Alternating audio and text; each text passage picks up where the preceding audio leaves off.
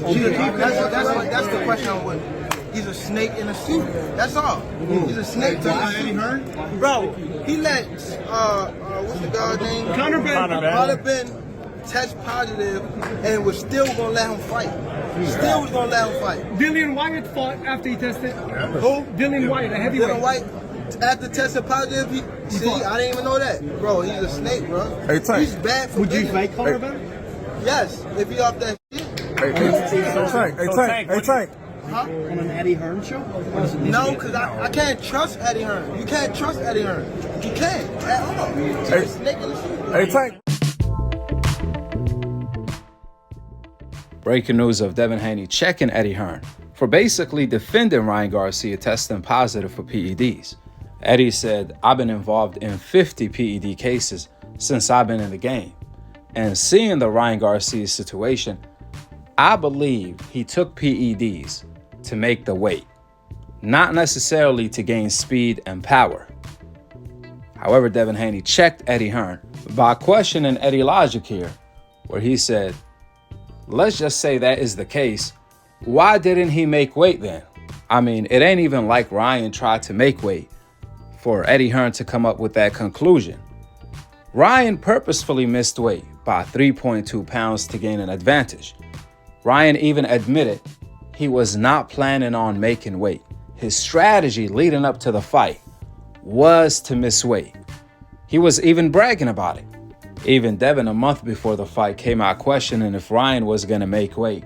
And he warned Ryan on purposefully missing weight to gain an advantage, which is exactly what Ryan Garcia ended up doing for the solo reason to hide the PEDs he was injecting in his system by microdosing it, then flushing it out with IV in order to pass the test.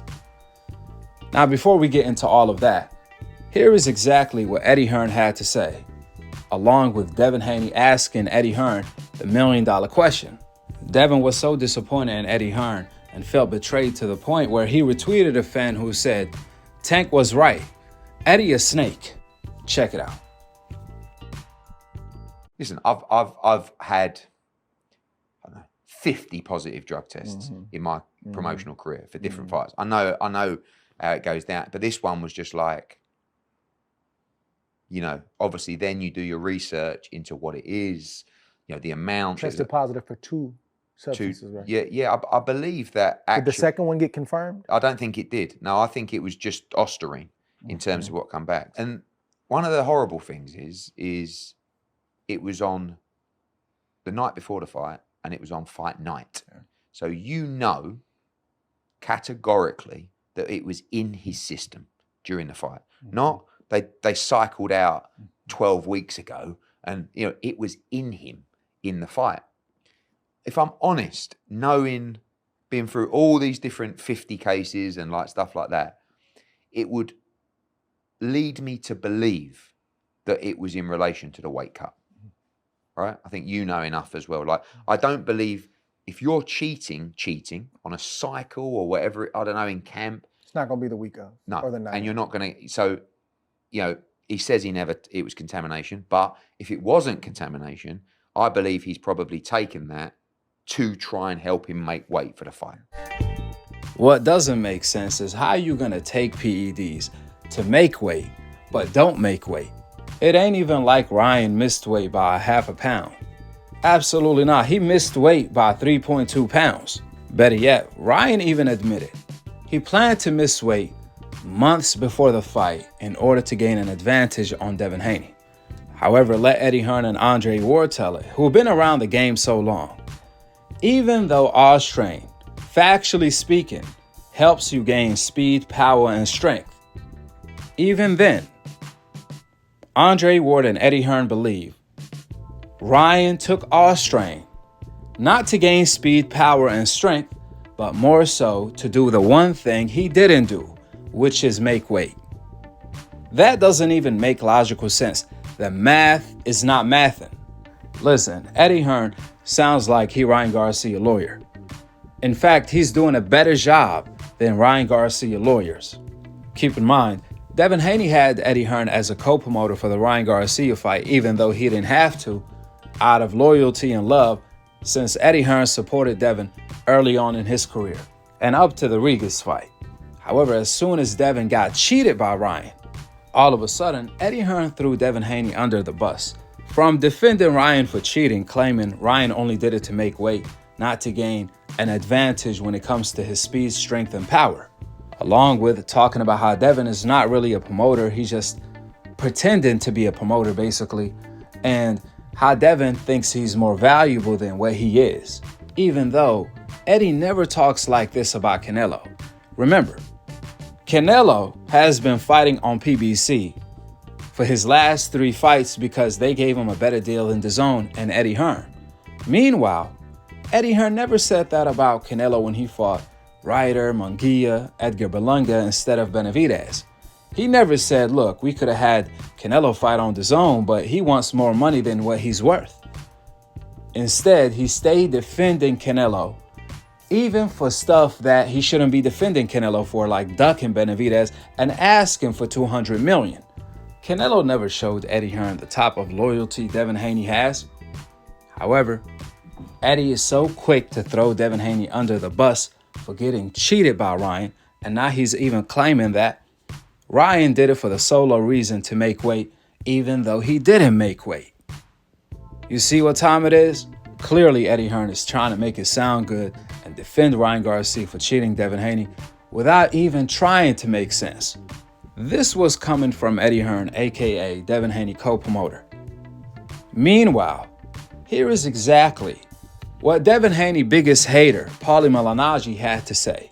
In contrast, Paulie Malignaggi explained why Ryan Garcia purposefully missed weight. Check it out. So here's the way it works, and I'm sure Chris also understands because Chris partially explained this to me as well. Here's how it works when you're microdosing. So you bigger dose off season, which is not when there's no fights and nobody's getting tested because boxing is the Wild West and doesn't test in between fights. Yeah. And then you're microdosing during camp. And when you're microdosing, it is trapped in the fat and therefore not going into your bloodstream. So therefore it's harder to catch you. When a fighter struggles to make weight, sometimes they're losing all that fat and you get a little bit of tricklage coming out of the fat, and the drugs will come out in small spurts. That's why they're always caught in small doses. And people, the moronic part of the population will say, oh, that's not enough to help him. No, that's just the part that finally leaked It's the leftovers, essentially. Yes, and because they struggle in weight, which is also a typical thing when you start to think about it, why guys keep moving up in weight. So there's less struggles when they're doping to make weight, and therefore they keep moving up in weight and keep showing no signs of weakening and no signs of aging and no signs of, we don't have to name names. The boxing's rife with it, you know? But nonetheless, now when I started to learn this part, because every single time a guy fails, I'm always asking questions and I'm always learning a little bit more. And this time, when it came to this microdosing situation, it's a big way to beat even the random drug tests because it's not going to show up unless you're really draining yourself. So therefore, it makes sense why guys keep moving up in weight. So Ryan was struggling to make the weight and he failed right at the end. But he passed in the middle of camp. This kind of explanation is an explanation worth looking into when it comes to his failed B test, B sample. As for the lawyers, they're going to play lawyer and they're going to manipulate it as much as possible and mention that he passed those tests in the middle of camp. Well, I just explained to you in the method that microdosing work why he would have passed the tests in the middle of camp but failed at the very end. Because at the very end was when he was drained. Remember, he struggled to make weight. He was drained and therefore the substances start coming out, which also explains why he's now talking about fighting at welterweight, junior middleweight, super middleweight against Benavidez. You also get a little bit of sense of why he would do that as well if this is the case. So once you know how the science of it works, you start to really put things together. You can reach your own conclusions. If you want to be a groupie, you can and reach no conclusions. But I'm the person who's going to keep thinking about and keep thinking about not just fighters now, like Ryan, but also fighters in the past, fighters that have failed, fighters that have not failed, and so on and so forth. Really puts a light bulb over the situation. Man, it's night and day what Eddie Hearn had to say compared to Paulie Malignaggi. Remember, Ryan doesn't even like Eddie Hearn, and Eddie Hearn is still defending him for cheating his fighter. Now, from the outside looking in, if you didn't know who Eddie Hearn and Paulie Malignaggi were, and you had to judge who is Devin Haney's biggest hater based on the things you heard them say on this video, without a doubt, you would think Eddie Hearn is Devin Haney's biggest hater, not Paulie Malignaggi. So, if Paulie Malignaggi is Devin's biggest hater, and he still called out Ryan Garcia professionally for cheating Devin Haney, then what does that make Eddie Hearn? I mean, respectfully, the biggest hater title is already given to Paulie Malignaggi for a reason. Even then, Paulie Malignaggi spoke the truth. This is not a laughing matter. This is a serious matter. Devin Haney's life was on the line, and Ryan even pleaded guilty to cheating to the commission. He also paid a fine of like 1.1 million. Meanwhile, Eddie Hearn want to make it sound like what Ryan did wasn't a big deal, or he was just only trying to make weight, even though he didn't make weight. Look, man, this is a bad look on Eddie Hearn's behalf. He's making himself look bad. With friends like Eddie Hearn, who needs enemies? The least thing Eddie Hearn could have said was what Caleb Plant just said. You know, Ryan had his chance to be able to take it to court and prove himself innocent, but instead he'd rather take a 2-year ban and pay $1 million or 1.5. If you're so innocent and it's so easy to prove it otherwise, why not go to court? Why not go through the due process and prove yourself innocent like you keep swearing you are? But you'd rather take a 2-year ban and pay $1 million fine? If I'm innocent, I'm not chucking up 1.5. Ain't no way. I don't care how much money I got. And at first it was he tested positive because of this reason, then it was because of that reason, then it was he don't even take supplements, then it was this supplement, then it was the ashwagandha or some shit like that. Then that company came out and said it wasn't that. Then it was the strength and conditioning coach who gave it to him the night before or whatever it was. If you guys aren't up to date yet, Ryan lies on his Twitter like every day. So, but anyways, I'm off of Ryan Garcia. Look, this is not rocket science. We all know what Austrain does, as you guys can read above from Devin Haney, biggest hater, Paulie Malignaggi. This is not up for debate to why Ryan took PEDs. It was not to make weight, but the contrary. The reason why Ryan didn't want to make weight is so he can hide the Austrain he was taking to gain speed, strength, and power.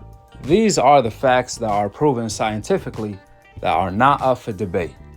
A cheater will always be a cheater, and a cheater will always find a way to cheat. There is no cheating allowed in the sport of boxing, and that's why there is VADA testing.